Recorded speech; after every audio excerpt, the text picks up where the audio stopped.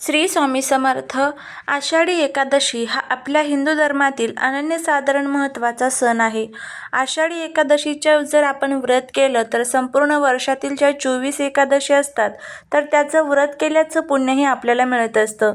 आषाढी एकादशीपासूनच चातुर्मासाला सुरुवात असते आणि चातुर्मासामध्ये भगवान विष्णू हे योग निद्रेमध्ये जात असतात. भगवान विष्णूंची आपल्यावरती 4 महिने कृपा राहावी, आपल्या जीवनातील अंधार संपून जावा, यासाठी एक अतिशय प्रभावी असा उपाय आपल्याला आषाढी एकादशीच्या दिवशी करायचा आहे. आपल्याला संध्याकाळी असा एक दिवा जो आहे तर तो लावायचा आहे. हा दिवा कसा लावायचा याबद्दलची संपूर्ण माहिती जाणून घेण्यासाठी याच व्हिडिओमध्ये खाली जो छोटासा त्रिकोण दिसत आहे त्यावरती क्लिक करा. संपूर्ण माहिती त्या व्हिडिओमध्ये तुम्हाला अगदी व्यवस्थितपणे मिळून जाईल.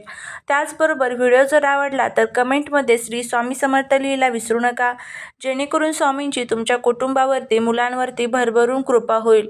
आषाढी एकादशीच्या दिवशी भरपूर असे उपाय आपल्याला करायचे आहे, त्याची माहिती दिलेली आहे. नक्की व्हिडिओ चेक करा.